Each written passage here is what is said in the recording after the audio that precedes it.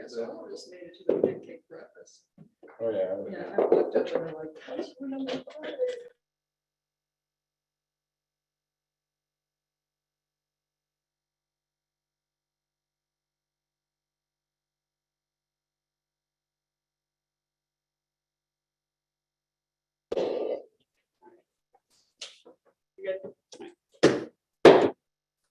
Good evening and welcome to the joint North Bend City Council North Bend Urban Renewal Agency work session agenda for April Monday or April 11th, Monday at 4:30 in the council chambers. Good evening and welcome everybody online and in person. It's great to see people in the council chambers.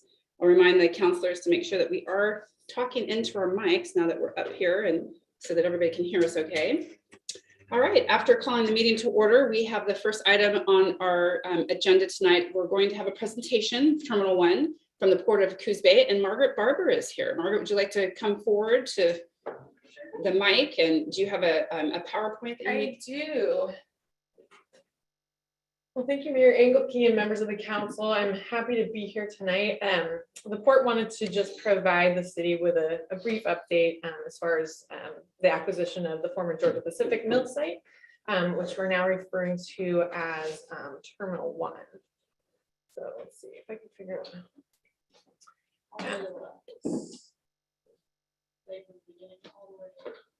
I should have really worn my glasses. You know what? This is fine. I'll just go through it. So as you probably saw in the news, and I know you all pay attention to all this stuff, but we closed on the property on January 13th of this year. So this is a fairly new project, so it's still, in its infancy as far as strategic planning for the site. We're doing a lot of work right now as far as, looking at the highest and best use for that property, evaluating, what types of commodities might be a good fit for Coos Bay. So that's kind of a quick overview of where we're at.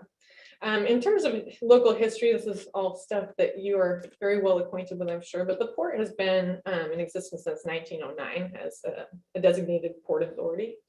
And in that time, we've never owned a maritime terminal, which has been really a drawback for us in terms of cultivating additional cargo movements through the port. We do get inquiries from around the world, and we're really limited when we don't have our own footprint. So really, we see this as a new chapter in which we can hopefully, cultivate some additional economic activity here in the area. So, when we look at shipping here in the harbor, of course, we used to have a great deal more activity, upwards of 300 vessel calls a year as the largest timber port in the world. Those numbers have dropped off in part because, ships have gotten larger over time, but really more heavily tied to the decline in the timber industry.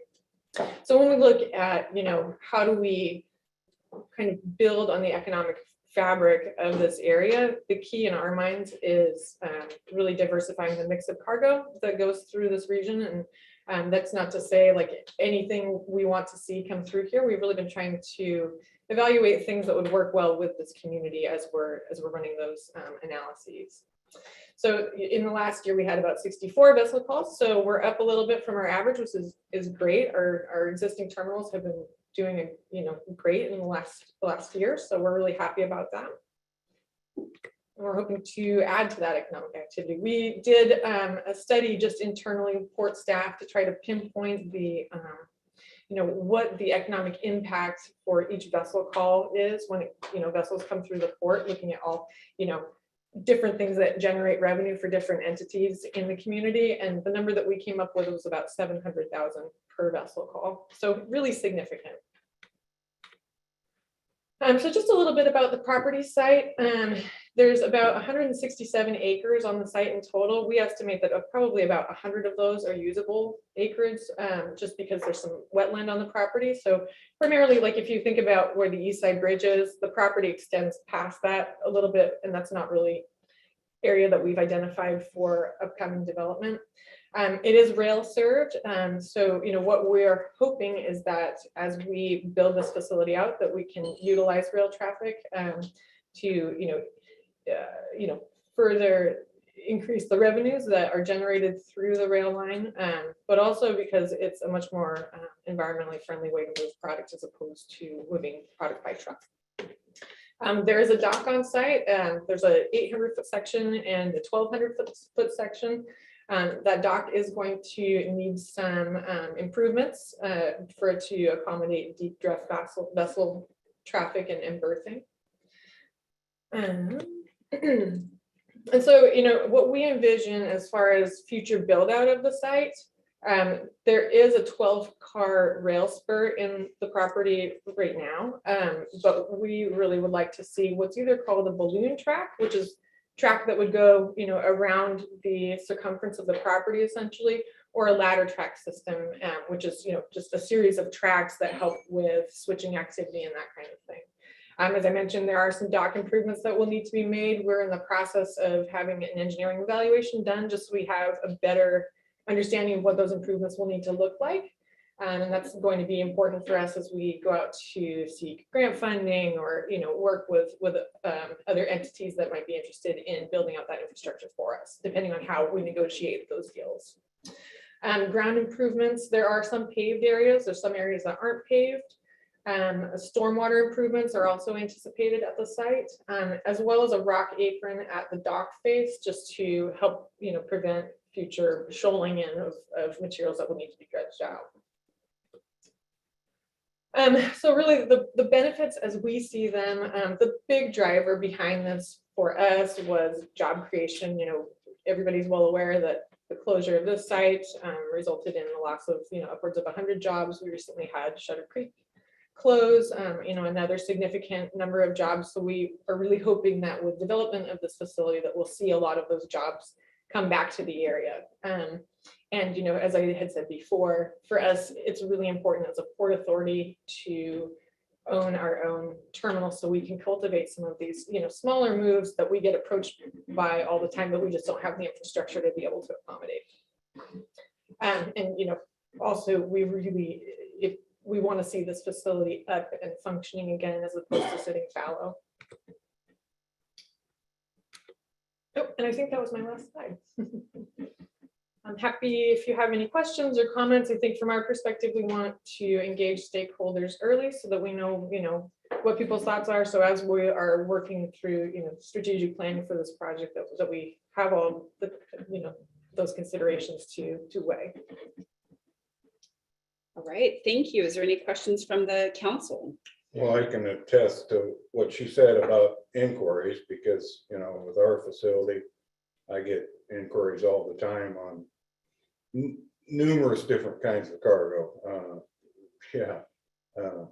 It's unbelievable, but you guys have quite a ways to go, I think, on the dock structure. So, because I'm pretty familiar with that structure. But anyway, I wish you all the luck in the world, and hopefully there's enough money out there to make something happen, because we could, you know, it's good for every facility in the bay that we can get something up there so we can continue to get dredged, so continue to get funding for dredging. So yeah. Great, thank you, Pat. Yep. Councilor Slater, did you have a comment? Well, it's just along the same line. I wondered if there'd been any serious inquiries as of yet.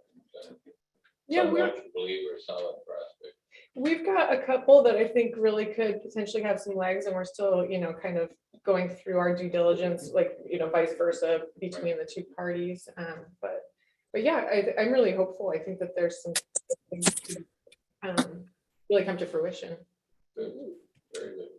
I hear Councilor Garboden online because his mic's not muted. Is there, Councilor Garboden, did you have any questions, or were you taking a sip of water? I think he's okay there.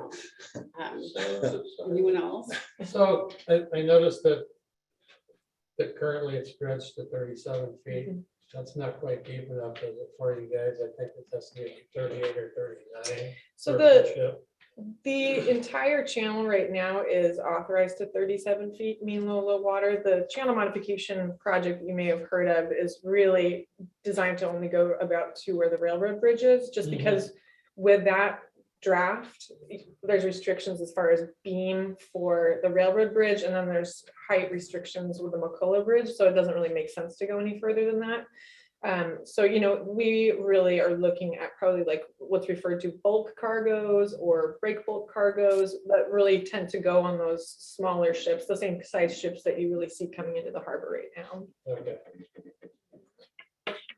Yes, Councilor Norris. Is this in addition to, was there not something being planned for location on the North Spit? That's correct. So this is a totally separate project. Okay, The North that Spit helps. project is a container facility. Right, okay. And So this would be is not- more like other cargoes, not Okay. containerized. They cover all the bases. I think Yeah. it's great. Yeah. Thank you. Absolutely. Good question, because I do know that, I think there's a lot of confusion in the Mhm. community because there's so much going on at the port that these are Right. two different projects. Okay. And I will say it was great to hear from Senator Wyden this weekend at the port. The city administrator and I were in a meeting, and on that project that you're speaking of, he did come out and publicly say that he is Good. all in and supports the project. And I know that's not what you're here to talk about today. No, but that was great. But a good segue. Actually, all of our congressional delegates now, Senator Merkley and also House Representative Peter DeFazio now are all publicly supporting the container facility project. Yeah. Does that have a fancy name yet? Like this is a Terminal 1. Are we just calling it the container facility project? Yeah, basically at this time, we might come up with something fancier down the road. We'll see. Okay. And I would suspect that we'll get to hear more updates as that progresses along. Absolutely. Yeah, I mean, our intent is to keep people informed and, continue to hear people's thoughts and feedback. That's a very important part of this process, so. Great. Thank you.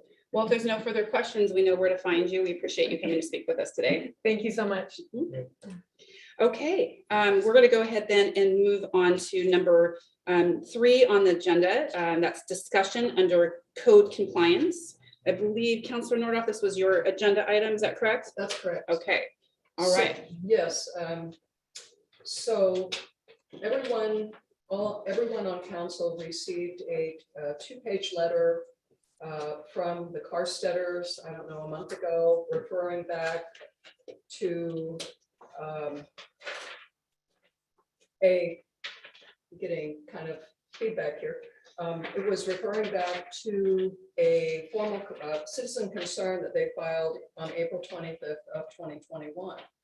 And it had kind of gone back and forth between staff, and Mr. Dunham's been involved. And so I basically am trying to understand how the city's interpretation of the situation has changed from back in 2011 with the same parties involved when there were vehicles being stored in a 20-foot wide alley. And at that time, the result was that there were public hearings because of non-compliance on a number of issues concerning their neighbor's property. And after one public hearing was then continued to the next month, and there was the next session, there was another public hearing, and the people were basically forced to clean up and move vehicles out of the alley. And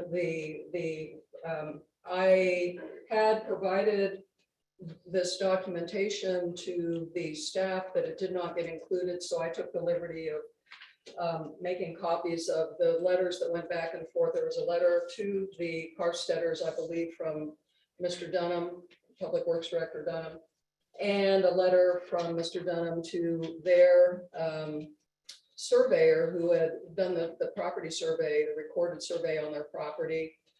And then their letter, and let's see what else here. And then the letter from David Voss to the opposing owner back from 2011.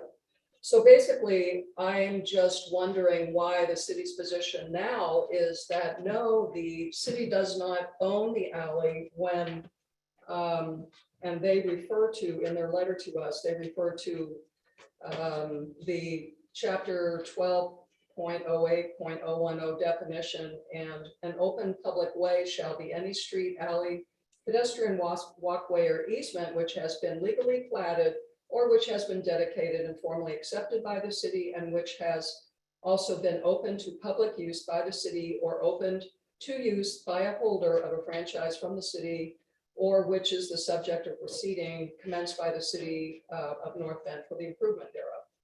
And then the second reference is 1208.020 unlawful acts. It shall be unlawful for any person, persons, firm, or corporation to block, obstruct, or hinder the free flow of traffic by the public or persons entitled to the use of any open public way as defined in this chapter. So that's basically the issue as I understand it. And not being an attorney, I'm just wondering, well, I first asked for this to be on the agenda at the last meeting. It wasn't put on the agenda. Mr. Milliron started speaking about it, and I kind of jumped in and said, hey, I've asked for this to be on the agenda. And from what I learned, speaking with the Carsteaders, the city administrator told them that they should speak with a good land use attorney on this whole matter. And I'm sorry, but my thought is, how has the situation changed between 2011, when it was firmly decided that the alley is it's a public alley, it's part of the platted block, it's to be kept clear, and to now where, oh no, we don't own the alley. And my thought is, I don't know, but I think it's before the city makes that determination, I think it needs a review by the city attorney. And that's all I'm saying. That's where my input into this conversation ends. I do believe it warrants a review by the city attorney. Okay. If we're turning down these people's requests. So thank you. I'm glad that you mentioned the city attorney. We've got him online right now, and I'd like to ask him some questions before we really go any further and hear more as a council. Mark Wolf, I see that you're online here, and I just want to be real careful here, because in my training as a counselor in our League of Oregon City trainings that we've had, the council's job is legislative, not administrative or operational. And from my understanding, we want to be careful about not inserting ourselves into these matters or really even interacting with the citizens on these conversations, because at some point, the council would potentially maybe need to rule on something or make a decision or address an appeal. So I don't know if if we're in the position where the council should be hearing this discussion right now. Can you help us out here a little bit? Yeah, yeah, you raised some good points. If the city did take some sort of enforcement action, an appeal could be presented to you, the city council, as in some sort of a quasi judicial role. And so typically a city council would not involve themselves in the code enforcement and would refer to staff on that. As far as getting a legal opinion on the I guess the facts as we know them and its application to 12.08.010.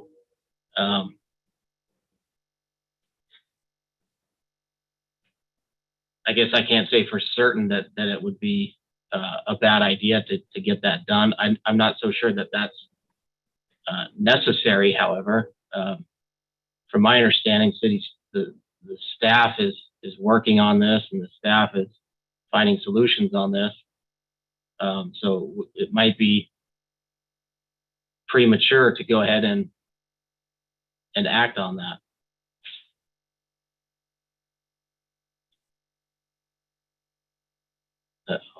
And can anybody hear me? I seem to.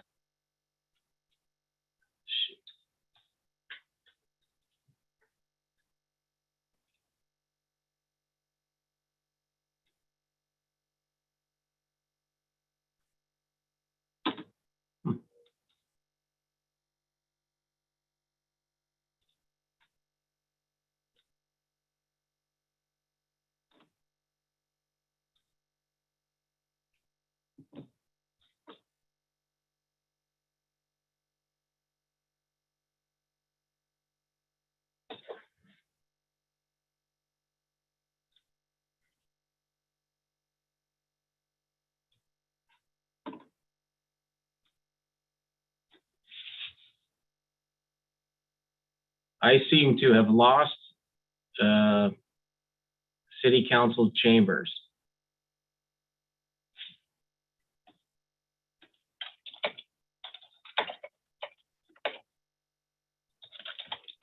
Yeah, I also don't see anybody. Okay. I can see you, but I can't see anybody else.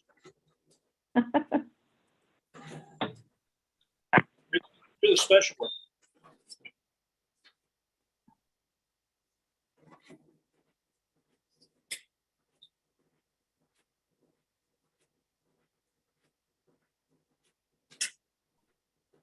Mark, can you hear us again? Yes, I can hear you. Oh, good. And we're back. I think we're back online. Are we live on YouTube? Oh, we're there. Oh, okay. Okay, good. Thank you. So you were saying so we have a couple issues here.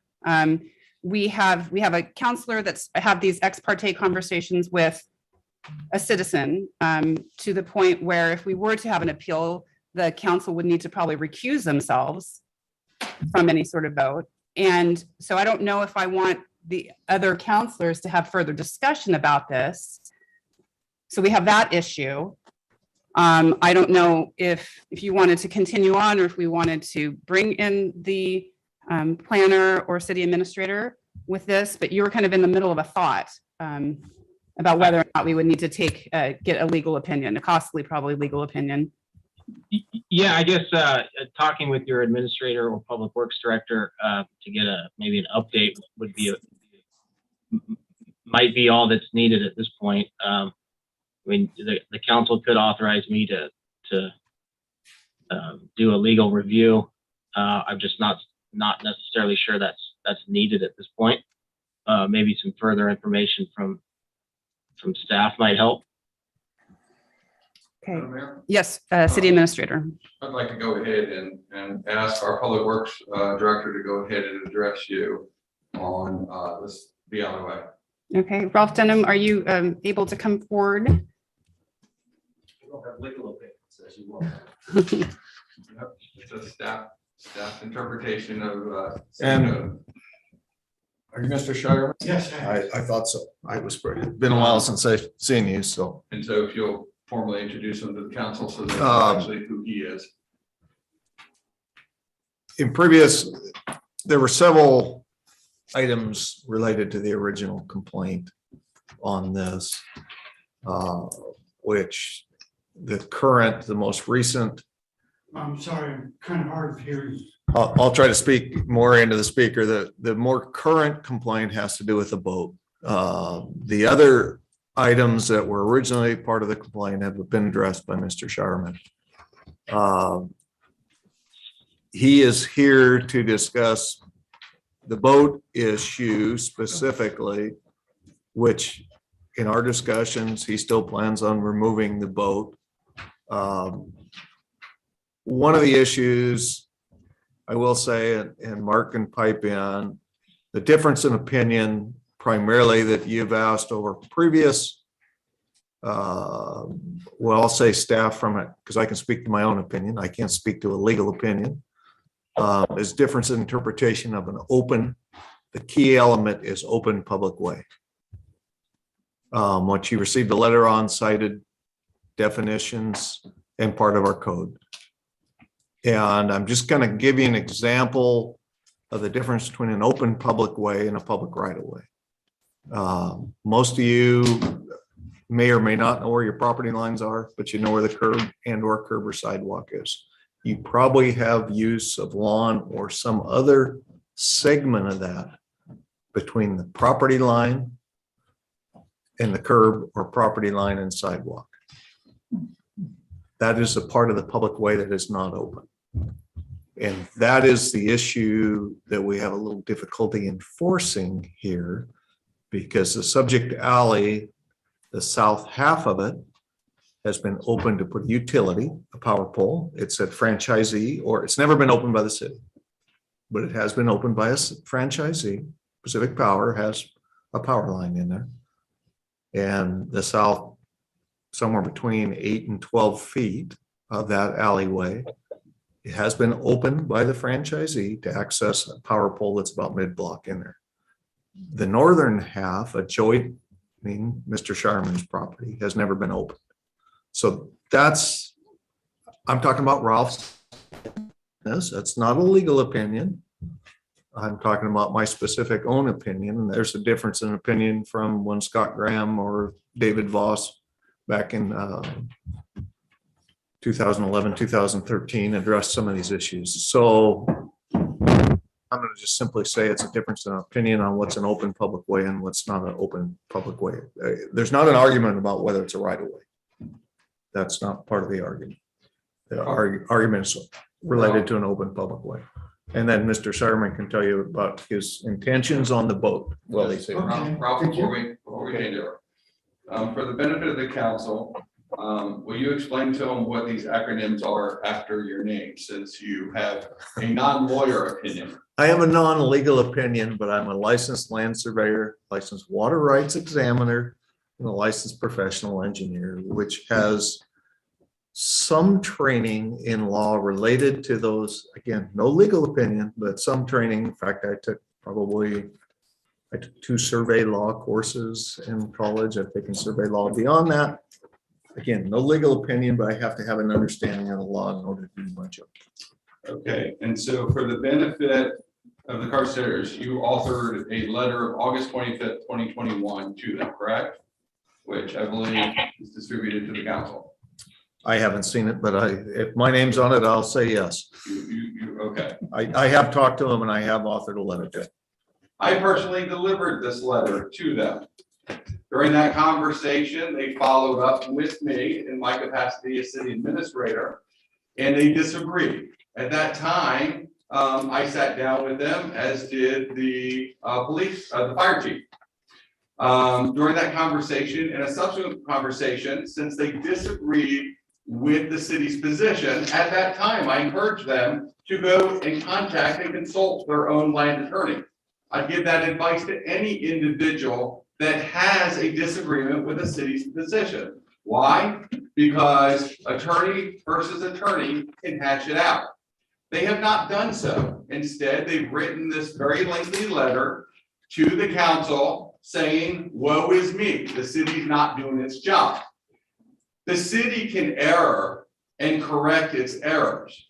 The city has never had that as open space. The city has not adopted that. The city does not traverse that. The city does not maintain that alleyway.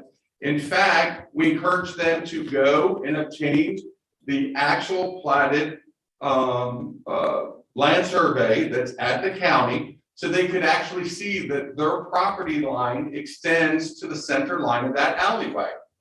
When they made the statement about fine, we'll just close off the alleyway, I yet again informed them that they might want to consult an attorney, because then again, they have use of that alleyway that would disenfranchise their neighbors.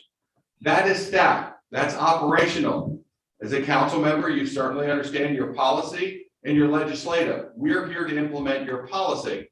We then reach out to our city attorney, and this has been vetted not by one, but by 2 of your city attorneys, because this goes back, traversing 2 different city attorneys.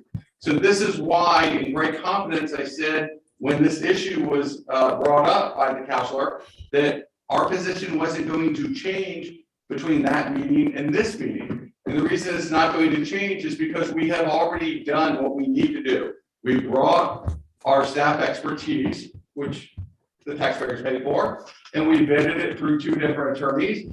And then we get these letters, which clearly show that a council member is now engaged in ex parte conversations. These letters did not come from staff files. I'm assuming they've come from the complainant. And so it hits the position of the council in bad light should they appeal, which they have a lawful right to do. It is the process. They know the process. And as I will say, I don't really, I've been this is the neighbor that they complain against. I will tell you that I had on my calendar to reach out to him at 9:30 this morning, but I got tied up on something fire related and building related. My phone rings, a message is left. John actually called me. He said, I saw some official looking folks out there by my property. Is there something I should be concerned with? Is there something I need to address or take care of? These are the kind of residents that you want, not where you actually keep bantering ping pong and have to refer them over to our mediation services, for which you all as a council support through your grant funding. So I'll allow him to speak on the vote itself. It is clearly on his side. It's up against his property. Although it's not an alley open, I could get my Ford Expedition if I needed to, but would the fire department take a pumper through there? Well, you can ask the fire department directly, but I think not. Why? Because it's not designed for us to traverse. No different than the sanitation company going and using that. So if you want the answer is the same as I gave previously. Staff has handled it operationally. They don't like it. They have raised the letter. If they want to file an appeal, that is their right. And then you can play judge and jury and interpret at that point. And so, again, John's here. You can ask him any question, but I'll tell you before I close out how far this resident has gone. The reason I got engaged at my level, I traditionally don't get involved in code enforcement complaints, except I noticed that we had multiple complaints over and over and over about smoke concerns. It was at the time that we were actually putting together the pro forma and cost of how much it costs to run those engines out on these calls. And I noticed this one particular address was going call after call after call. So I reached out to our fire chief and said, what is going on over there? It had to do with the cart setters complaining about smoke coming from John's property. So I said, let's go out, let's figure out what's going on. Let's see if we can mitigate any of this. It was the first time that I met John, allowed us to tour the property, allowed us to do an inspection. He agreed to make some changes. He told us what he was lawfully burning. He had a lawful permit. He was doing everything by the book. However, he cooperated with us, and to the good grace of our council member, Bill Richardson, he delivered a large Dipsy dumpster, and they cleaned up the entire property. Stuff that they normally were burning, they filled up in the Dipsy dumpster, and we got it hauled away. We tried to mitigate those concerns. The property is substantially much cleaner, et cetera. There was also concerns about a property that was condemned that had been fell to fire. There was someone living there. There's no one living in there. So every time we brought a concern, it gets addressed. The boat originally was to be removed. He has chosen that he wants to sell it.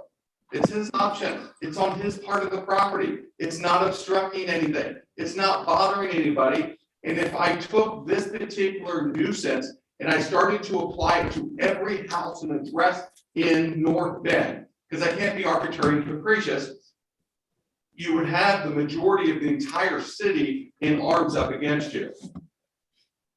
My belief is that if you're going to enforce code and it's going to be in the book, you enforce every single code openly or you remove it from the book.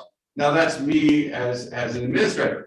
You all set the code, so there are times when we bring code and we ask you to revise it, alter it, or leave it. But in this case, if you've driven by there, you check, the boat is smack up against his property. It's not a nuisance, in my opinion, to anyone. And it's why the city attorney said, yes, you go for an opinion, but it's not an open alley. With that said, you know, John's here. Feel free to ask questions or ask staff, but I don't think that this is a council level discussion, if you will. And I'll shut up with that. I appreciate your willingness to hear me out. All right, I'm going to bat back to the attorney here. Mr. Wolf, we do have one of the residents, again, is the council. Are we putting ourselves in a position where this would potentially come to as an appeal to us? Are we putting ourselves in a bad position if we do hear from the citizen today? Yeah, potentially. Potentially you've got, you're too involved in staff's code enforcement. As Mr. Milliron pointed out, your role is legislative, and then potentially in an appeal would be quasi judicial, or the judge and the jury. But at this point, I mean, we're in a work session right now, and I do appreciate that you came down here today. But I would urge the council that this is a operational discussion, and this wouldn't be appropriate for the council to start hearing sides of things. We've already, we've had a councilor already put themselves in a position where they would have to recuse from a vote. I don't know if I would want to do that to the entire council. Unless another counselor, we've heard from Counselor Nordoff. I don't know if another counselor wants to chime in here. Oh, I have a general question, but Let's go to Counselor Slater's general question. okay. Not this case at all. I'm looking for basic legal information. My understanding on alleyways is until they are developed and accepted by the city, then they're not open pathways. And actually each member or each landowner adjacent has to the middle of that alley as part of, let's say, their domain, until in fact that platted piece is turned into a usable road. And that's been the understanding I've always seen. So I was just wondering if that's the true interpretation of what alleys constitute. I'm guessing that question is directed to our Public Works Director, or? Well, probably more to Mark, but basically minor's law, common law is from whence it came. So when you plat a subdivision, plat anything, you own the property and you're dedicating it, which is nothing, right away is nothing more than an easement. People refer to it as city property. It is nothing more than a non-specific easements. Easements have to be specific. In other words, I can give you an easement for access that doesn't allow you to put a sewer line in it. But right away, being dedicated to the public is a non-specific easement, in essence, utilities and access and other things. And it's regulated by the public body. And Mark, you can interrupt before I get too deep here anytime you want. But common law, minor's law goes back to whence it came. So you have the rights. The city basically has first right of use. You have the underlying rights of the property. Since it came from the alley half is a general guess or whatever, because in most cases, sometimes it came from a different subdivision, so oddball issues, but I won't get into that. Right. But you have the underlying ownership from whence it came. So if it was all in your subdivision and platted, you have right of use, and you have the liability for if somebody falls in your grass, that's part of the right of way, trips on a hazard or something, that's not the city's liability, that's your own personal liability. So you have right of use and the liability for that unused property. Now, once it's inside the curbs, it's all ours, but exterior. That's was my general understanding, and that's as people discuss alleys and that's the way I would bring it up. So I just wanted to clarify. It can be opened by a franchisee. Remember that too. That's part of that language there. It can be opened by, and in this case, it was opened by either Power or the phone company was at the time. Yeah. Okay. A portion of it's open. Totally unrelated. This Yeah. is just simply talking to people who's out there as we talk about alleys and how the thing. Thank you, shapes up. Counselor Slater. So, Thank you. And Mark can correct any What- statement I made. so Mr. Wolf, it sounds like what I'm hearing from you is, and the city administrator, that this should be continued as it has a process that it would go through with the residents and through the city code compliance. And at some point, the council could see this again if there was appeal to however or whatever decision was made at the operational level. It would be probably best at this point then to let it be handled at that administrative level and not get the council involved. Is that what I'm hearing from you?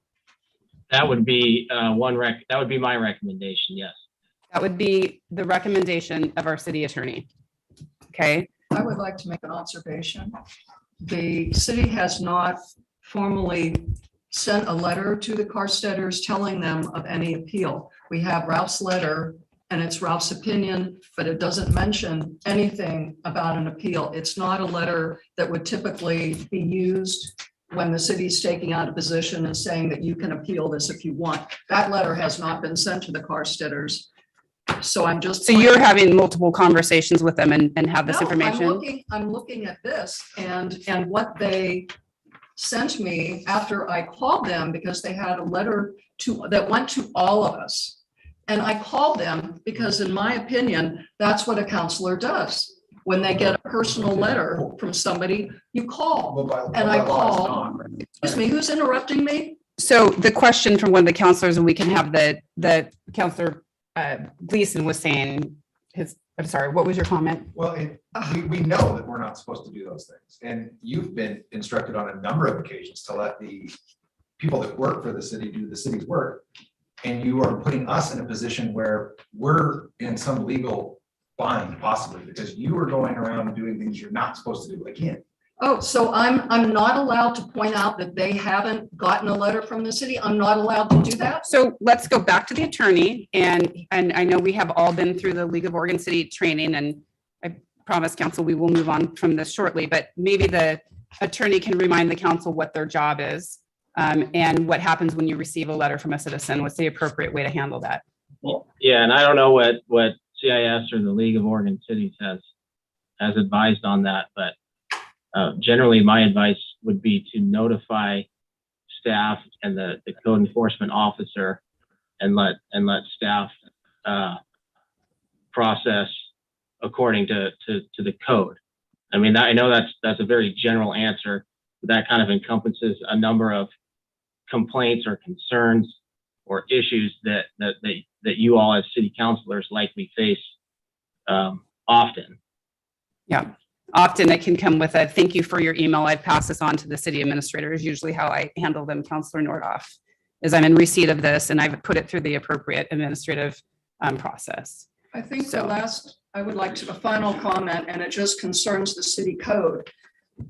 If I was sitting down and reading the city code as has been quoted in their original letter on, thank you, Eric.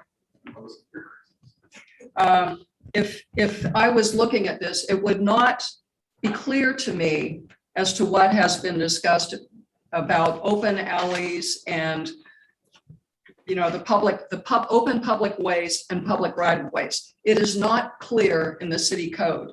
And if I was trying to figure out something to do with my property, I would have to go to an attorney because it is not clear in the city code that was written way back when. And that's where we have our staff who is credentialed and has the training to engage with them. That is their job, not ours. So I know it can be frustrating for citizens to understand, but that's where we direct them to work with the staff. So council, if the consensus is to move on from this, unless the attorney has anything else to add for us, then I think it's time to move on to the next agenda item. Is there anything else, city administrator or lawyer? Madam Mayor, for the benefit of the council and certainly the public listening and certainly John. John actually had called me.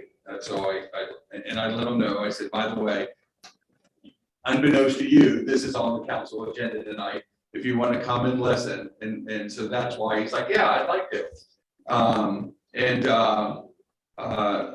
He's very empathetic, very caring to the cart sitters. I've been, his empathy has been just endearing. I wish all of my engagements with residents were as great as they are with John. But every now and then you don't. In this case, with the cart sitters, Ralph.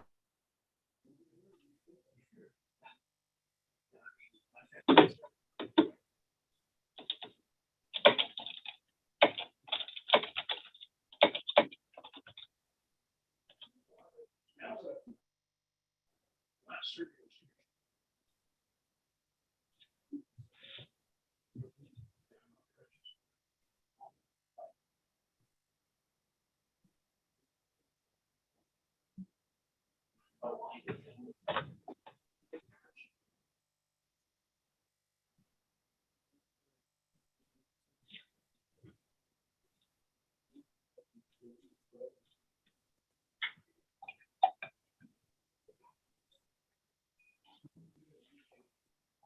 will file it this afternoon. That's good.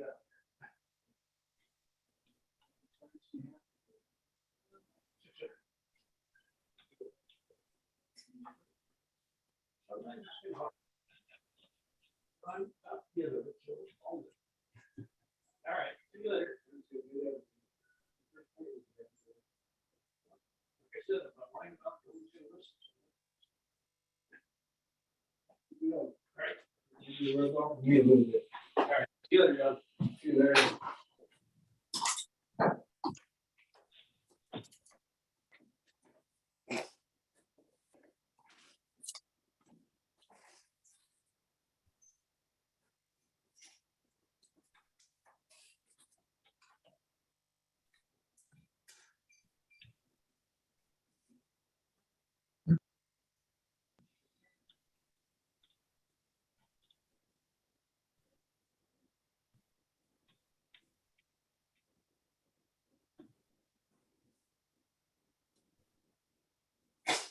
Okay, we've got our video back. About that poll going in there. We've got our That answers that. Counselor Garboden online, probably needs to be muted. And Am I, we don't have to mute you. well, why not? I'm making lots of noise over here. Okay. And we've got our city attorney back. So are we green light, Kaylee?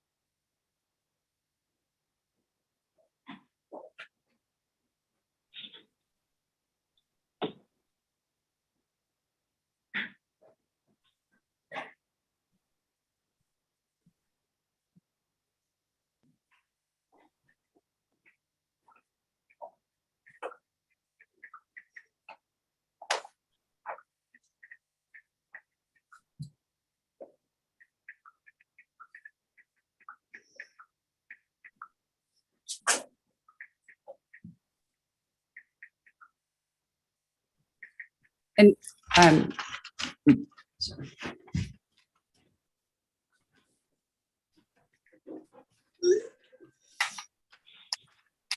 Mark, can you hear us again? Yes, I can hear you. Okay, all right, so we are back.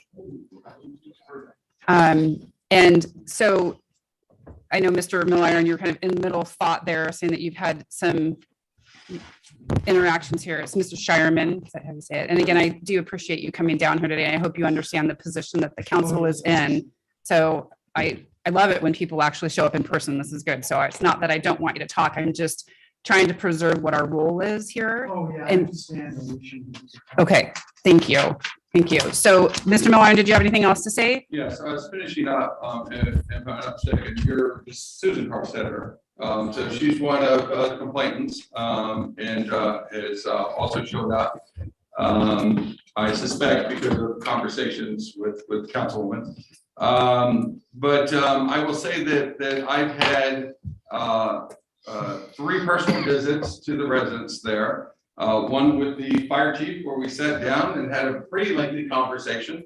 At that time, they were involved with their own land surveyor. And so that's where some of the disagreement stemmed from.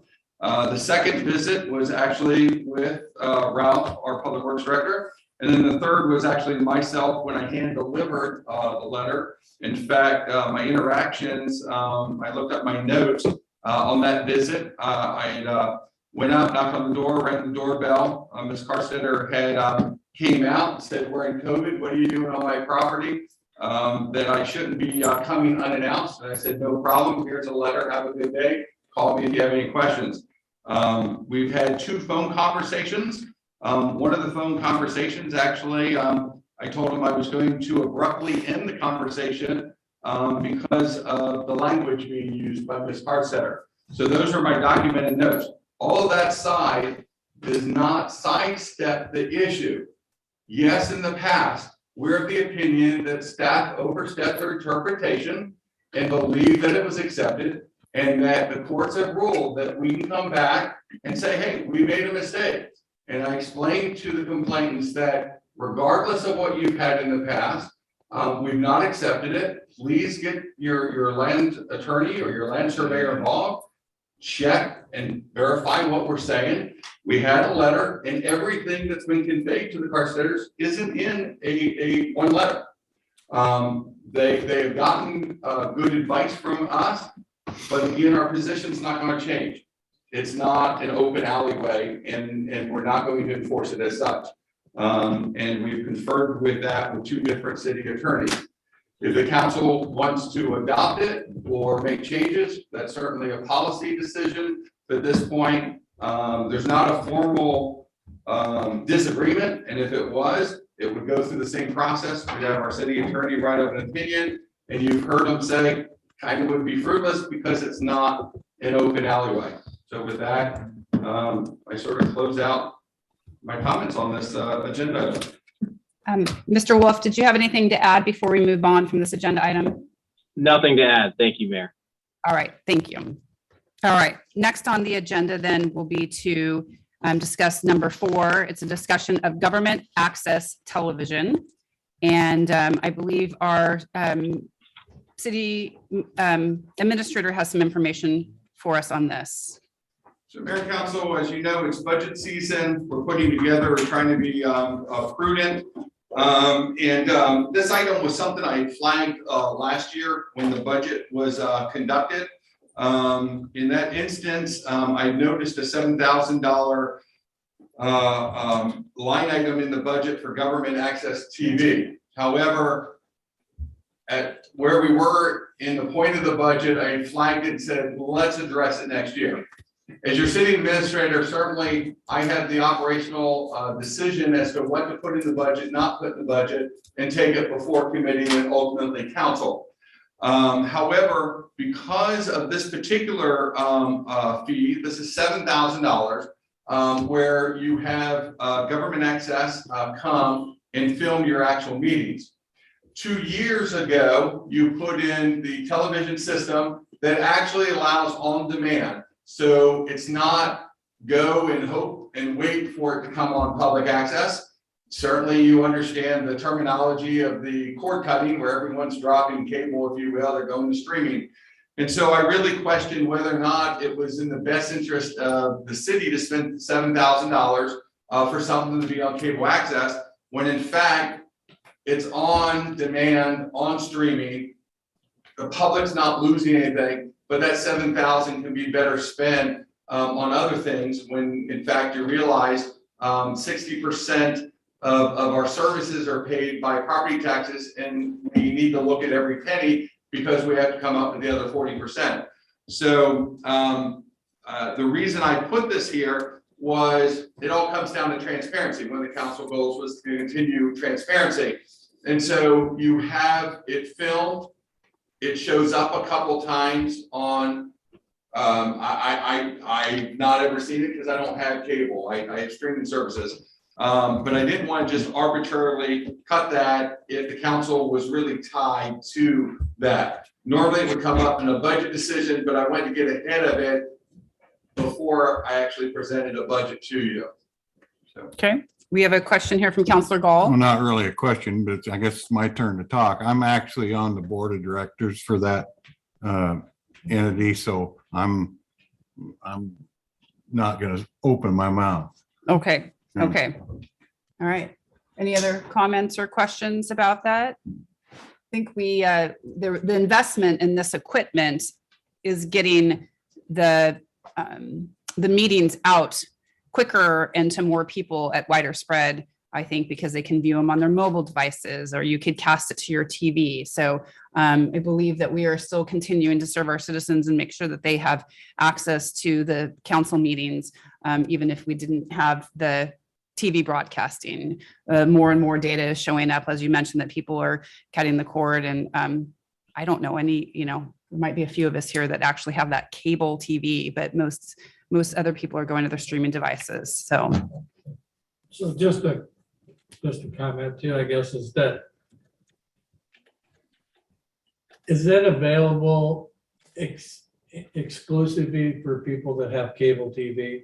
Because isn't public access or government access supposed to be streamed over, the airwaves for people that don't have YouTube or cable? I'm not sure of that. I'm just asking the question. You can still access it through their website, but it is much more difficult to access than like YouTube would be, but it's still web-based. So if you just can't go, like, if you just have like an antenna, like those don't work anymore. Is that? Well, they do, but they're for like, they're different than the old UHF. They're digital. So you can buy a digital antenna and receive, like, your major networks, PBS, but I'm not sure about the local government access channel. Because if it's a cable only thing, that's kind of a, like you said, an exclusive market, and a market that a lot of people aren't using anymore for whatever reason. I guess that's a good question for public access, and is it fulfilling a need and actually getting out to people that way? I know we don't have cable, but we had Dish, but what I do is go on the internet and actually connect up with the public access operation, and then you can pick up all the videos that way and watch them. I'm just, like you say, we're just trying to see if it's redundant or not. I think that's more than anything. I mean, I'd say, based on what we have currently, this setup really improved, I think, our access to more people, because I don't think a lot of people think about the public access channel link. I mean, just that's not like on the top of the things. Well, I'm going to go look for this meeting. Where would I go find it? Most people that are tech savvy in any way, and even my parents can find cat videos on YouTube, know where to go and look up Board of Commissioners meetings, Coos Bay City Council, our city council, the different meetings. It's just there and it's free, and we have this great service. I understand what Mr. Miller is saying as far as that's money we could be putting to something else, because it is a redundancy to a degree. So it helps. So you're aware that we've rolled out and we are working on the glitches, but the new agenda software that we have actually timestamps our YouTube videos now based on the agenda item. So it actually integrates with our technology. So you don't actually have to keep trying to figure out where on the video an agenda item was talked about. You'd actually go down and they're timestamps. So you just click, boom, it's there. Also, the YouTube is completely archived. It doesn't cost us anything to upload. It's all free. I want to be able to use the money better. So the one thing I've talked to our city recorder about is that when someone's sitting there, you always see the back of their head. So I wanted a camera up here so that this cap is the council, and that camera is actually down. So when folks are talking to you, you actually see who's talking to you. And so I'd much rather use the money more effectively, if you will, for transparency and for the benefit of the public. Now, granted, I know that public access and Coos County TV will say, well, we're gonna lose $7,000, and I recognize that. But I also have always said, our feed is available to you, and they do pick up our feed, because you go to YouTube, click the button and grab it, and then they've taken that content and they've actually put it on there as well. So the only real thing that's changing is you don't have them here recording it, if you will. They're still able to grab the feed and still can put it on that Access TV. We're just not paying to do it. We're just trying to be good stewards of the money. We're not really taking any access away, if you will. But I want to make sure the council, I don't, because I'm taking something off cable that we're paying for that's redundant. I don't want the council to be surprised and say, well, I didn't know it was taken out of the budget. So that's why I want to get out ahead of this as sort of a consensus. Okay. Any other questions before we move on? Okay. That takes us to number 5 on the agenda, which is review of the North Bend City Council meeting for tomorrow, April 12th. And we've got our packets in front of us. So the first one, so we want to go over the city council meeting first, correct? For tomorrow night, Mr. Miller, and it looks like there's some ceremonial business, 2 proclamations. Will we have anybody here from the, say the Kids Hope Center or from the hospital, or we just I'm just reading the proclamation tomorrow night? Well, I think that we have the police department, yes, no, with the telecommunicators and you, that's correct. Okay. Kids Hope There's somebody from the Kids Hope Center will be here tomorrow night for those. So we'll read the proclamation for those. And then Mr. Milline, there's the consent calendar here. Did you want to pull out anything specific to discuss here, or we go through? The only thing specific is from your last work session, you had a presentation from the Coquille Indian tribe. Immediately following that meeting, I reached out to them and have collaboratively worked with them on a potential letter of support. So that letter of support is in your packet. If you're comfortable with it, you can continue to leave it in the consent calendar. And then the last is you see the CompuNet. Quite frankly, that's housekeeping, because if we don't renew that, we won't be able to answer citizen phone calls, or yours for that matter. Is that why our computer was shutting down tonight? You didn't pay the bill? Don't I wish? That's a blue screen. I have a great marketing campaign for that if they ever approach me about an advertisement. I haven't seen the blue screen in a while. I'm just glad it came back from the book. So those are the items on the consent calendar. And as Mr. Milliron mentioned, the draft letter of support for the tribe is in there. So please let me know if you see any changes on that.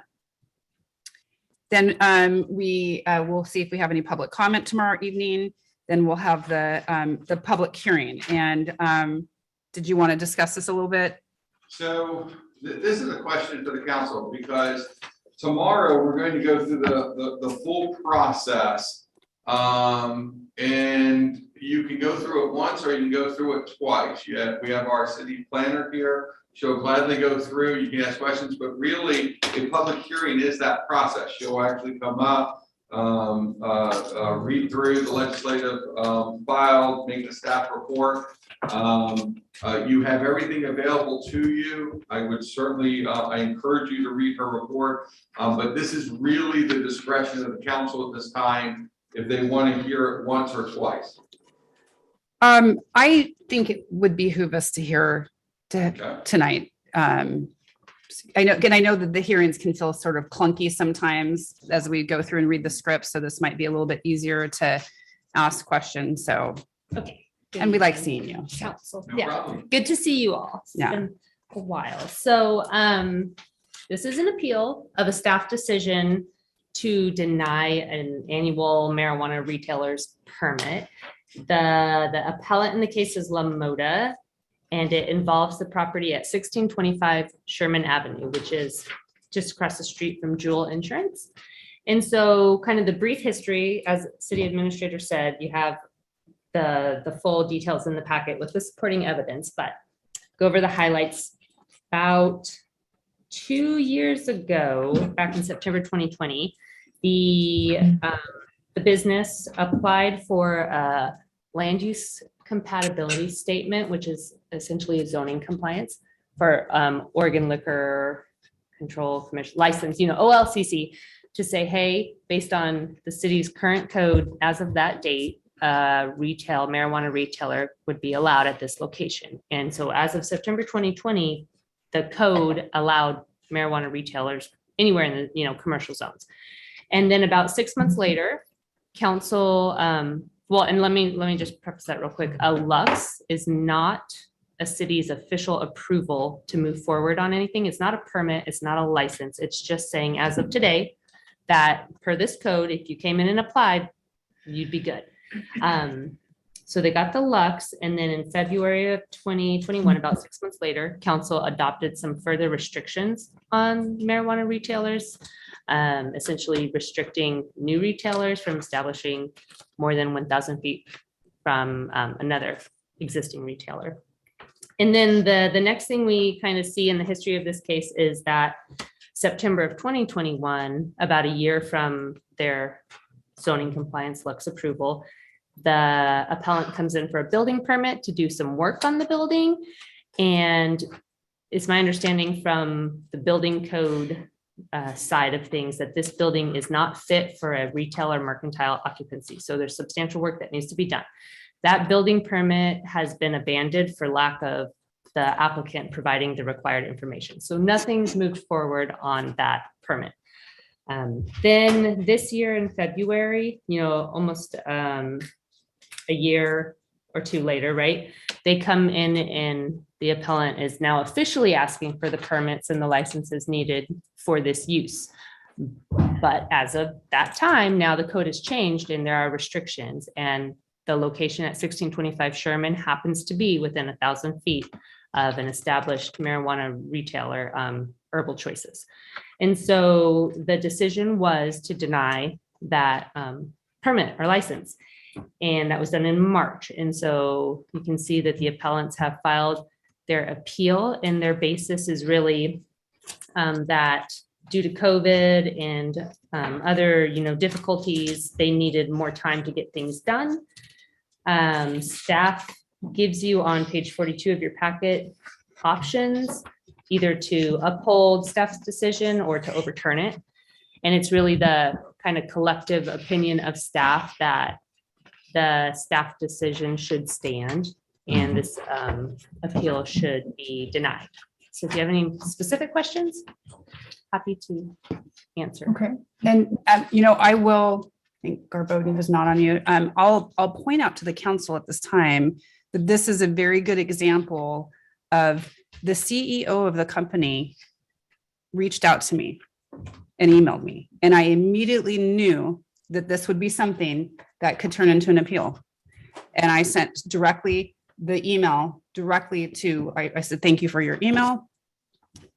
I'm going to go ahead and pass this on to our city administrator and he could respond, because I knew, right, that was through our training. This is a way to handle it. And so tomorrow night during the public hearing, if there is a time to disclose, if there's any ex parte conversations or something like that, then I can make mention of this at that time, that I was reached out by the CEO of the company. So I will make sure that I do that tomorrow evening so that is noted. So lots of reading and details in here for the council before we have the public hearing tomorrow night. Does the council have any questions for staff right now, or want I clarification? read all this and I think you presented a really good presentation. So Thank you. Yeah. And so I do see that the staff recommendation that you're saying is the best recommendation is to option to affirm that the city council to affirm the decision to deny the annual marijuana retailers permits in use of occupancy permits. So I see that on page 42, that is your recommendation. So please do look at all of this information tonight so that we can make a decision. Do we have scheduled the public testimony for this tomorrow evening? Or, So the public hearing is able to sign up online, okay, and then I do believe that they will be here in person. okay. Okay. All right, thank you. Thank you. And then Kaylee, tomorrow night, there's not a script in the packet right now, right? No. Okay, we'll have one tomorrow. Good. All right, thank you. We're gonna go ahead then, let's see, where were we at on that? We had the public hearing. Number 6 is, because that was, yeah, public hearing was 5. 6 is replacement of sanitary sewer manhole at Newmark and Sheridan. Ralph, you want to address that, please? Something simple, Ralph. Simple. Mostly simple, but we'll try to keep it simple. And I'll probably be here for a while since I've got about 5 or 4 in a row here. This particular issue, we have a leaking manhole. It is, we have a pump station that pumps to it. And it's about 10 feet deep, which is about our maximum we do with our own crews. So our crews will actually assist in this in monitoring the pump station so that the contractor can do that. We solicited 3 quotes, got 2. I think one of them was, I'm not sure they were looking at the same project, but along with this manhole, there was a small segment of Newmark hitting north on Sheridan that wasn't replaced, that they replaced because it was in Newmark about 10 years ago. They replaced north of, but they didn't get into Newmark. Plus, getting out of this manhole, we're going to go up Newmark about 30 feet just to get it away from this. Well, so everything will be brand new, plumbed into this manhole. We received 2 quotes. Everything's getting more expensive. $26,000, which is an expensive manhole, you gotta admit, but staff recommends we approve it. Solicited 3, got 2. I think it's a fair quote in today's market, but and we'll have a little bit less. There's a little bit of a bump there in Newmark right now because we did a temporary repair. That's staff's recommendation on it. The next one was a little more surprising to me. We'll go to pump station 9, which is the next item. Fencing costs are up significantly from what I've seen. The reason staff solicited quotes, West Coast Fencing, who's in town, Quality Fence, which is out of Roseburg, received 2 very close quotes. I think they were $300 apart for about 210 feet of fencing and a gate. Our model for our pump stations now is to have an open structure so we can run our vacuum truck in and be able to pull pumps and then we'll slide them right in the back of the pickup instead of having it all in an enclosed structure. With that, we have to protect around the structure with fencing or some other means. Plus, this has been a recent transient camp. It's a nice city parking lot sitting there right now, so it's been active as a transient camp, and that'll slow that issue down. We've had problems with them having to get them to move so we could access our pump station. So again, the pricing, $300 a part, tells me it's fair pricing for this market. A little surprising, but fair pricing. So staff recommends approval of that item. Okay. Ralph show. Number 8, which is annual pipe replacement purchase. You see this every year. We solicit quotes for what our summer replacement schedule. In this case, it's on Maple Leaf and on Connecticut. Kind of, we'll just barely get Madrona paved and we'll be tearing it up adjacent. And a small segment on Lombard west of Broadway. We get quotes on the pipe materials every year, and because it's approximate, this one wasn't that much, and I didn't bring my number. I think this one's only $19,000. Yeah, 18 something. I think last year was a little over 30. But pipe materials, we get our quotes, do our due process. Of course, it's over 5,000. We require council approval. Any questions on that item? The last one's another simple one, or at least last one for my items. Approval of IGA with ODOT for what used to be the STP funds, now is the Surface Transportation Block Grant Funds. ODOT has changed their methodology. We used to have to put together prospectus, give them a list of our proposed projects, get them specifically approved, and we could only spend money on those specific projects. They ended that, they upped their administrative handling fee from 6% to 10%, and they simplified the process. So now we've got a new IGA, we sign that, they write us a check, or we request the money, they write us a check, but the administrative fee went up somehow. But regardless, Mark, our city attorney, has reviewed this. Standard contract with the state, so staff recommends approval. If there's any questions on that. No questions on that one. So a lot quicker than the last one. All right. Okay, so what does that take us to number 10? This is Waddington, the fire department, right? Approval of IGA with Coos County for communication site and equipment use. Great pancake feed yesterday. It was. Yeah. Yes, it was. Okay, so as you probably know, back May 2020, the county went out for a 911 communication levy passed, which is great for every emergency service in our area. They're working on it, still not done yet, but we're getting closer.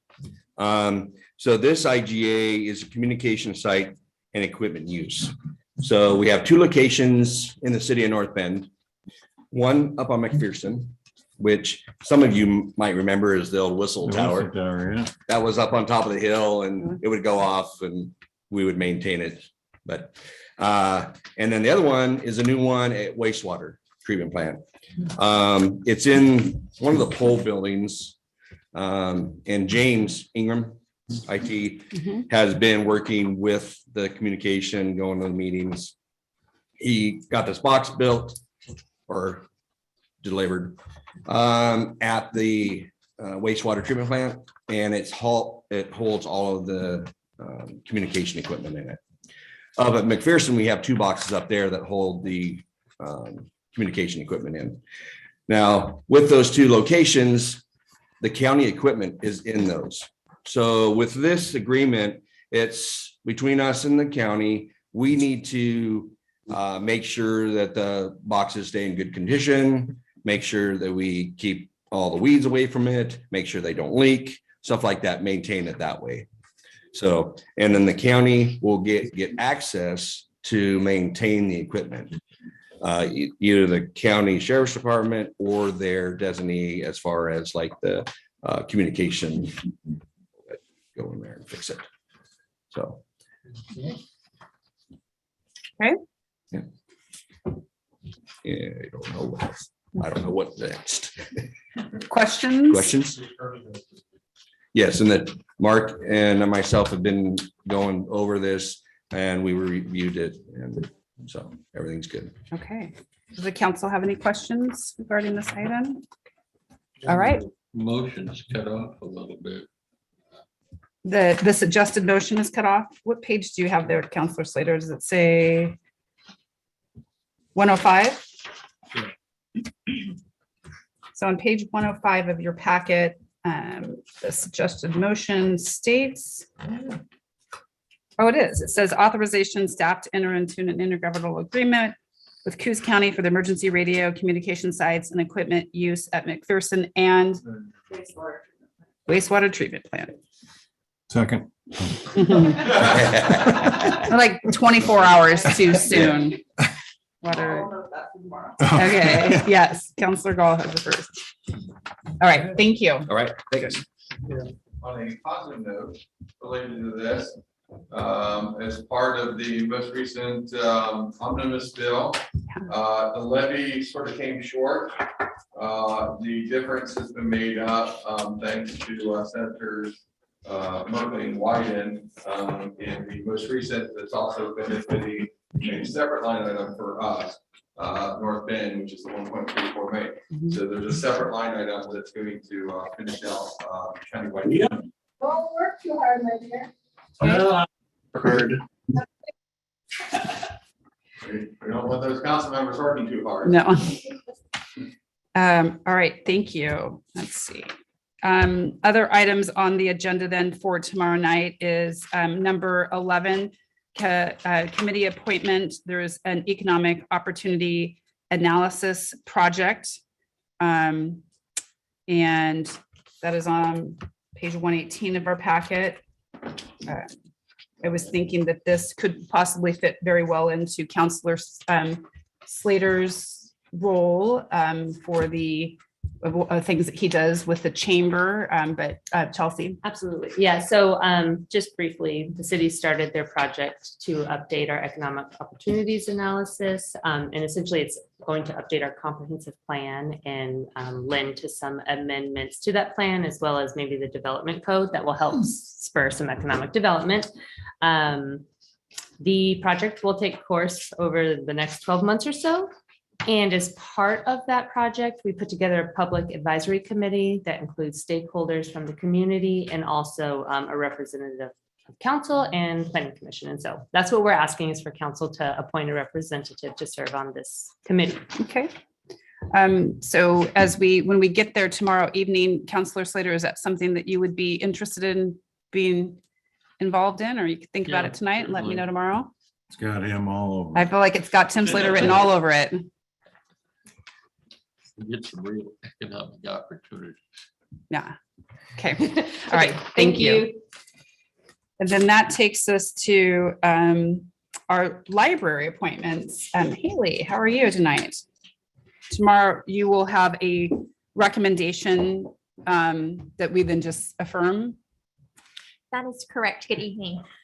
We have 3 vacancies currently on the North Bend Public Library Board. One is for a partial term.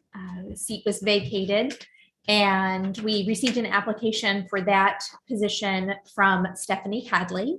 And then 2 standard, if you will, regular vacancies. And we received applications from Gail Elber and Jarrett Goldstein for those positions. Their eligibility to serve on the library board was verified by our city administrator. And so the recommendation from staff is to appoint and confirm those individuals to the library board. Okay, great. Thank you. Recognize some of those names.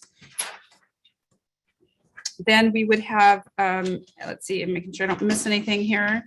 We would have an executive session tomorrow evening, I believe.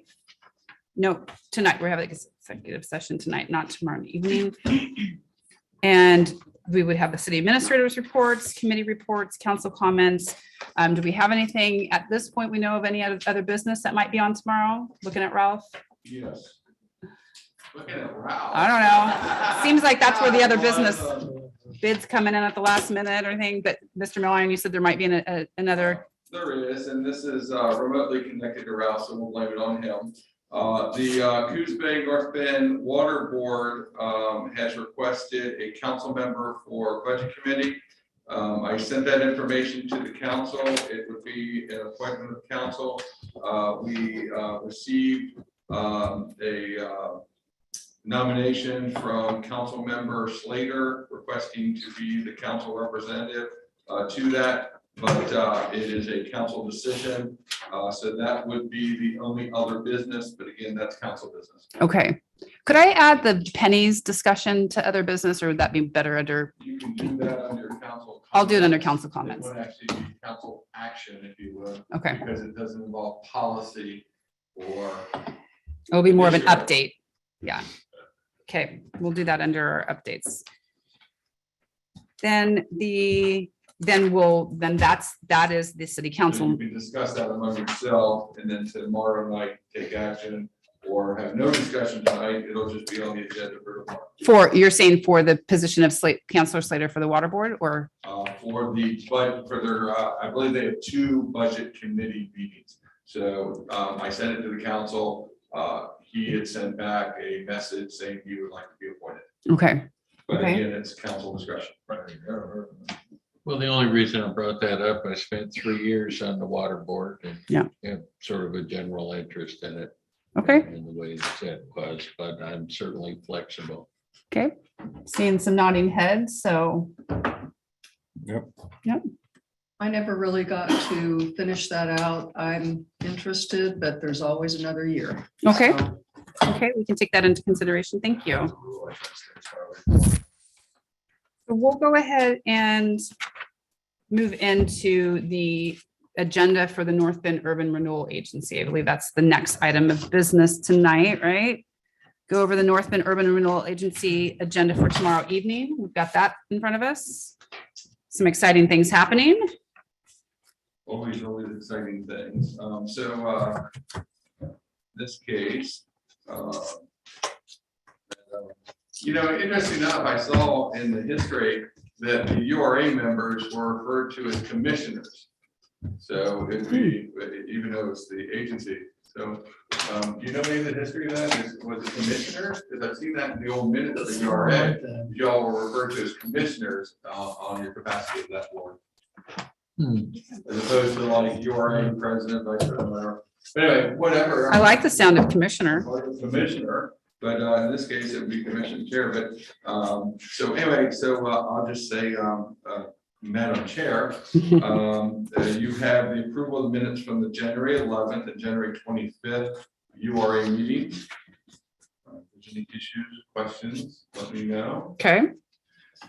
Followed by, we have another, this would be our, I believe, 4th facade improvement grant application. This is at 2051 Sherman Avenue. They had pre-submitted this and we held it after staff review, but it's now come in with its various bids because they were having a hard time, imagine that, getting bids. And so we kept pushing on saying, it's really the URA's policy to have 3 bids. You can go to it with 1 bid. They certainly understand, but their policy is 3, so we have to ask you for 3. And so they finally come forth. The facade is going to be renovated, similar to the work that they did at 655 Virginia, which is the building around the corner, with some additional brick veneer to sort of subtly distinguish the building. They're going to remove the existing stucco and replace it with wood siding and brick veneer. They're going to move the front door towards the street to allow enough room for a double door with the existing setback. They plan to install windows where they were originally, and there's no structural modifications.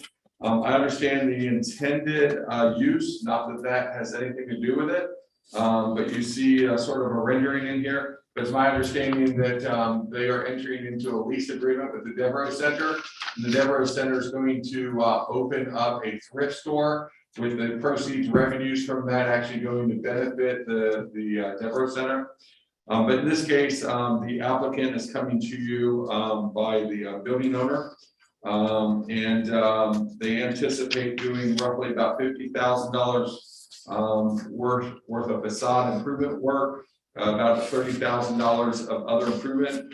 The facade grant is limited to 50%, not to exceed 25,000. So the staff recommendation would be 25,000. And totally. The power flicker. Oh.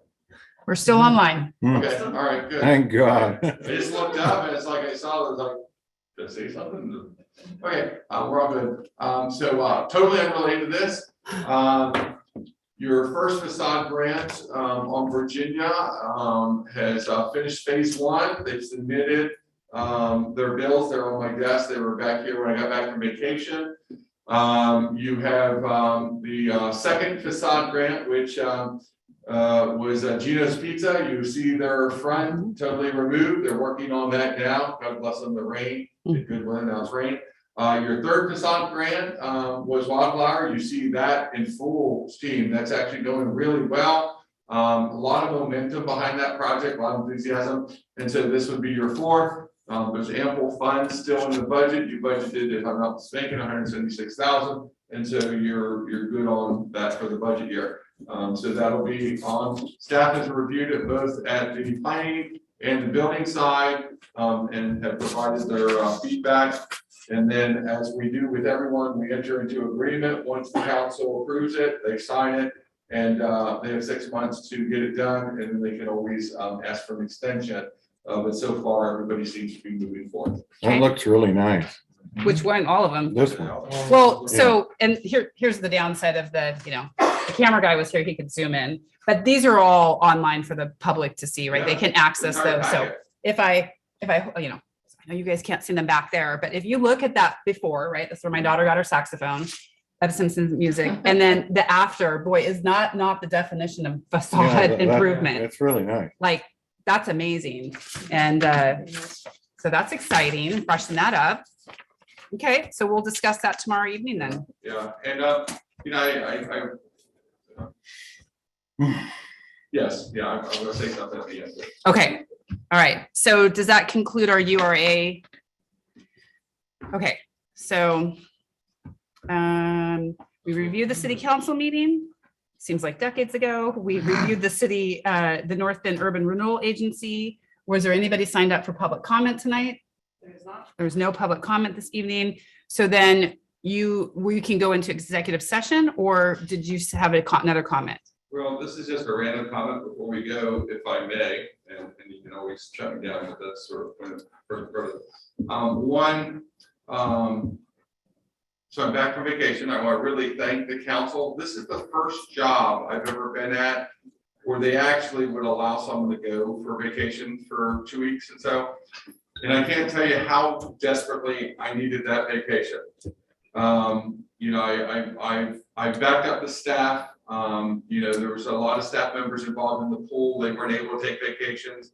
So we had to forego, holidays and Christmas vacations and things like that so that staff could actually make up, because they're in a use it or lose it situation. Once they get to a point, they start losing. And so I had to work with the department heads to make sure that didn't happen. And so it's been my first vacation in a year. And, I felt just so grateful and thankful that I'm so supported by a council that, said go and not only go, but left me alone. And the staff did the same thing. And so I feel very blessed by that. But moreover, it also allowed me to do some reflection. And, I'm not one to get emotional, so I won't cry or anything. But it's like the economic development, these facade grants, I've watched these projects go through. It's almost like, birthing babies and working with these businesses. And so I would say probably 60% of my time is dedicated to economic development in the city. And it's just, just chatting with some of the friends while we were on vacation, just talking about the great things going on in our community. All eyes right now are on Coos Bay. And I don't mean that for anything that any one individual's done. This is collective between the cities working together, the counties working together. When you recognize that this city has brought in almost double in grant and federal and state monies than we bring in annually in property taxes. And the fact that you heard about some of the great projects going on the port that this city is very much involved in. And then you have the Eco Port. We have the collaborative effort to take 9% of all shipping business and bring it through this city. And it's going to change the dynamics and the economics, and it's well worth it. But it's much more than that. Just the great things that are going on that allowed me to reflect for the past year. I just put that all forth that, we are a team. We work very hard as a team. And then you look at great things like what we had yesterday with the pancake feed, and you see, the fire department's got some numbers, and I'll allow them to share. I'll try to get them to update if they haven't already for my city administrator's report. But they've got some great news from there. But you look at the community coming together for that. You look at we had a meeting today on the Easter egg hunt, and they're blown away. I'm blown away by the support of this community and the number of Easter baskets and sponsorships that we've gotten for this to pull off. And I mean, there's over 2,000 eggs. And so I just say, I'm thankful, I'm grateful. The staff did a stellar job while I was gone. although the police chief did break his wrist, but I said that was a blessing and a curse. And my wife said, what are you talking about? I said, blessing is I don't have to worry about the police chief shooting anyone while I'm gone. And he's like, well then, okay, if that's the blessing, what's the curse? His other hand still has access to my stamp. And he's going to prove things.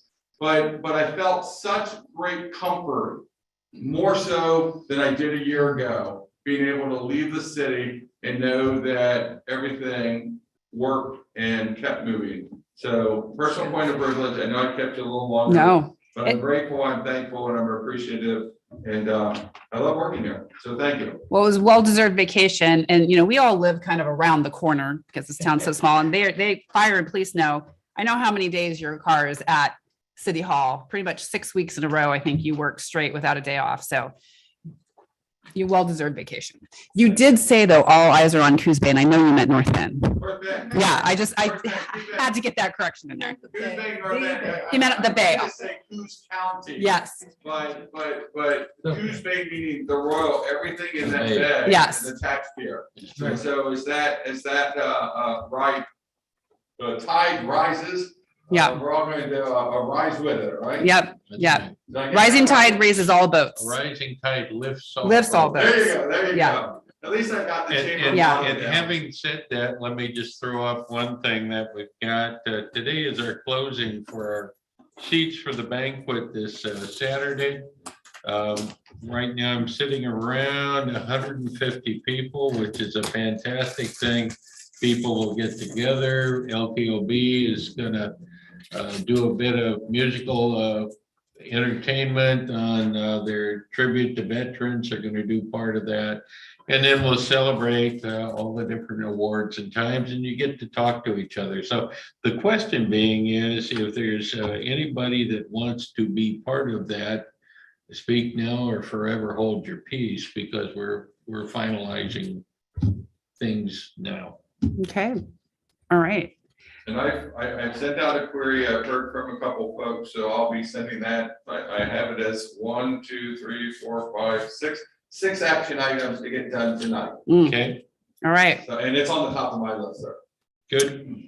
Okay. Well, with that being said, then we're going to go ahead and move into executive session. So if Kaylee, if you're good, I'm going to read some information here that says the North Bend City Council will now meet in executive session pursuant to ORS 192-6602F to review information or records exempt by law from public disclosure. Representatives of the news media and designated staff shall be allowed to attend the executive session. All other members of the audience are asked to leave the room. Representatives of the news media are specifically directed not to report on any of the deliberations during the executive session, except to state the general subject of the session as previously announced. No decision may be made in executive session. At the end of the executive session, the meeting will be adjourned. This concludes the live stream portion of the meeting, and we will, as mentioned, be adjourned after the meeting. So we still have online Jessica Terra. I see Councilor Garbodin and Mark Wolf. Are we? Okay.